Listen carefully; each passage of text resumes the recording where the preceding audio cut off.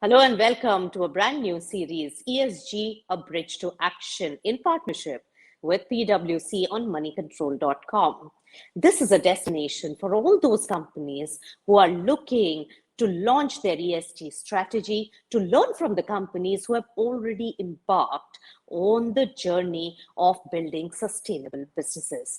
Let me welcome on our launch episode Sanjeev Krishan of PwC and Kaushik Chatterjee of Tata Steel. Gentlemen, so good to have you on the show. Now, before we start our discussion, let me first get a note from Ajay Piramal, the chairman of Piramal Enterprises, on their group strategy on ESG.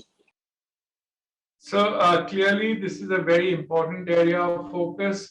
And, this has been just highlighted so much more during the COVID time. You've seen how sustainability is such an issue and the difference it has made. So we are also focused on it. Let me say that in pharma in particular, our ESG focus has always been there, and we are only increasing it now over the next few years. Besides that, when I look at the financial services, besides looking at ESG on our own, we're also thinking of floating an ESG fund because I think this is where the world needs to go, and there will be much more focus on this. All right, so Piramal Group is also looking at launching an ESG fund, as told to us by Ajay Piramal. Now, Sanjeev, over the last 1.5 years of the pandemic, the sustainability thrust and the compliance to ESG has become a very big buzzword in corporate India and across the world. Why has it gained in prominence, according to you? Thanks, Nisha, and welcome everyone. So Nisha, in response to your question, I think it's just about stakeholder capitalism, I would say. When we look at the stakeholders at large, we look at the shareholders or providers of finance, so to speak, and most of them are looking at long-term sustainable growth as opposed to any short-term gains. And this is being manifested, whether it is private money, whether it is public money. Everybody is looking at corporations who are focusing on the broader ESG agenda. If you look at wider stakeholders, whether you look at government, you look at regulators, you look at vendors, customers, they today want greater accountability and greater responsibility from their ecosystem. So if you look at the wider ecosystem, the stakeholder ecosystem, each one of them wants focus on ESG. And this is really driving the broader focus at this moment. Let me say two more things. When you think about ESG, I also look at it as a broad value creator. Today, most corporations are putting an additional lens on this when they're thinking about this business strategy, because I think it can get you resiliency, it can get you long-term sustainable value, it can actually create an authentic identity for the corporation, and it can generate trust. A very good representation on the panel when we talk about resilience over the years and also building sustainable businesses, because both PwC as well as Tata Group and Tata Steel are about 100 years old, and that requires a certain sense of discipline as well as also social consciousness. So Kaushik Chatterjee, given the kind of ethos that Tata Group brings in for the company, and you have yourself championed the cause of sustainability for Tata Steel on various global fora as well, what is the plan for your company and the road ahead? Thank you, Nisha, and hi, Sanjeev. Great to be on this panel. Actually, we live in the world of outages. Given this unseasonal floods and cyclones and drought and the pandemic that we are living through, and other forms of disruptions which are severely impacting our daily lives in the world. Humanity is not prepared on the mitigation, and business disruptions are becoming a part of a new normal. And business enterprises are also a very important part of this entire broader ecosystem. Hence, we have to essentially decide on the purpose of the corporation, and that's what as Tata Group and as Tata Steel over the last 100 years, since the founders' vision of what comes from the society must go back to the society. ESG is essentially a reframing of that. And I think it is important that business corporations must realize that we cannot just profit from the planet. We have to balance the profit from the planet and the nature, because there are no artificial boundaries for the nature. It doesn't recognize nation states. We live in one world. And ESG is essentially a very broad subject. And I wouldn't say it's a buzzword. It is actually, it identifies the soul of a corporation, how it looks, how it behaves, how it develops its own strategy, and how does it look at the future. So I think for us, we have embedded in our DNA in some form the entire ESG as a concept. And for Tata Steel, which started 100 and more than 100 years back, it is essential to recognize that we operate in one of the remotest and less developed regions in the country. To work with the community, to work for the environment, to work along with the community is very, very important. And I think it is important today, over the last decade or so, that there are more structured frameworks which has come and helped corporations become tools for corporations to measure ESG. For example, the UN Sustainability Development Goals framework is a very robust framework on which you can measure what is relevant for an organization, what does the organization get impacted by, and how does the organization impact the society. And if you look at those 17-point structure, you can actually assess the relevance of each of them on the company, and then develop KPIs and move on a defined basis for the next 5 years, 10 years in your long-term strategy. So that's how we look at it. It's institutionalized and everything is embedded around the strategy.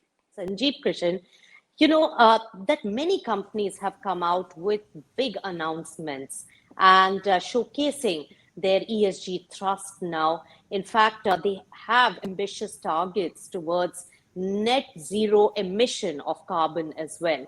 How much of it is actionable, and do we have enough tools, and what could be the challenges on the ground? So, Nisha, first of all, it's great to see so many companies actually putting their hand up, and so many nations putting their hand up. I think it's great. And as Kaushik said, and as we've been discussing earlier, I think providers of capital are driving it, wider stakeholders are driving it. I do believe that there is some very tangible action happening on the ground on each of the elements, whether it is environment, whether it is social and governance. And these are areas where it's almost becoming an imperative for organizations. So it is not just about a thing which is good to do. It is about business, and it is about long-term value. There is some very tangible action which is happening at corporates. People are looking at their supply chains. How do they make sure that the supply chains, some of them are trying to domesticate their supply chains.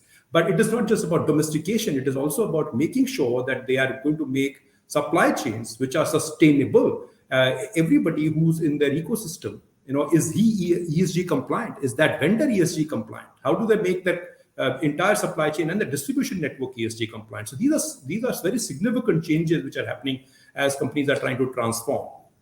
The other thing which I would like to say is, how socially responsible many organizations are being at this point in time. They are acknowledging diversity. We always keep saying that diversity in thought gets you the best actions, and those actions result in best results. Companies are embracing diversity at a very differentiated pace today, which is all very good. And of course, governance, which is something which has been a focus for many corporations over the years, and they're taking many more steps at it.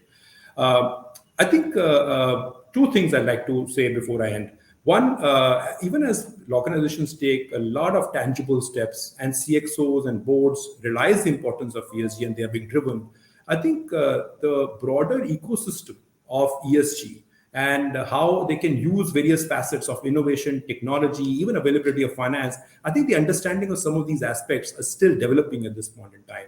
I think we will get there, but that's something which is happening. The other thing really is that some of it is going to come at some cost in the interim. I mean, when you change your supply chain and make it more environment friendly or ESG friendly, there is going to be some near-term cost. So you might see a spike in your cost, and that's something that you'll have to deal with. it's an investment in the future. So that's the way to look at it. But Kaushik Chatterjee, reporting disclosures are extremely important. Those templates are still to be formulated. What do you have to say about the non-financial ESG factors and their disclosures? Yeah, so I think it all starts from the fact that the financial stakeholders, be it asset owners or asset managers or banks and financial institutions, and now gradually to central banks who have now formed a coalition in GFS. I think it is important to understand that reporting and disclosure is a critical anchor around the whole ESG platform. The fundamental reason being that unless you measure, unless you define, unless you kind of get to a material level of disclosure, the stakeholders would not be aware of how a company is planning and implementing their ESG strategy. What are the risks and opportunities for those strategies?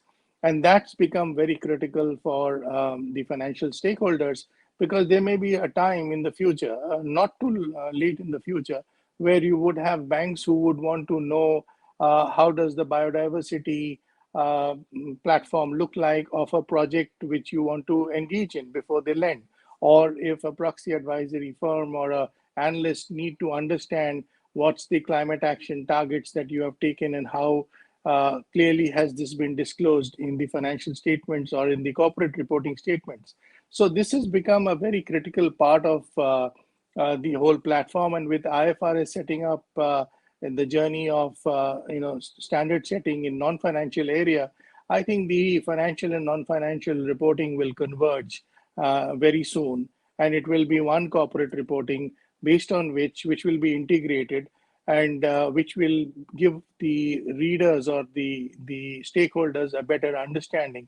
We have been publishing integrated reports for the last 5 years on the integrated reporting framework of the IIRC, and we see now the Value Reporting Foundation being formed with a combination of SASB and IIRC. So there is a lot of standard setting process which is coming in, because it's important to get to the definition, get to the materiality, get to the standards and the level of disclosure for the purpose of comparability and for the purpose of assessing what actually a company is doing. So reporting and disclosure is fundamental to the entire ESG space. All right. And that particular framework in terms of comparisons as well as coming up with a template for disclosures is still evolving. We'll learn along the journey, but it's a great enriching experience to have both of you, Sanjeev as well as Kaushik, on the panel to understand the whole ESG framework and especially what Tata Steel is working on. Thank you so much for joining us. And with that, it's a wrap on the show. Remember that road to sustainability has begun and ESG is the new normal. Thanks, Nisha. Thanks, Kaushik.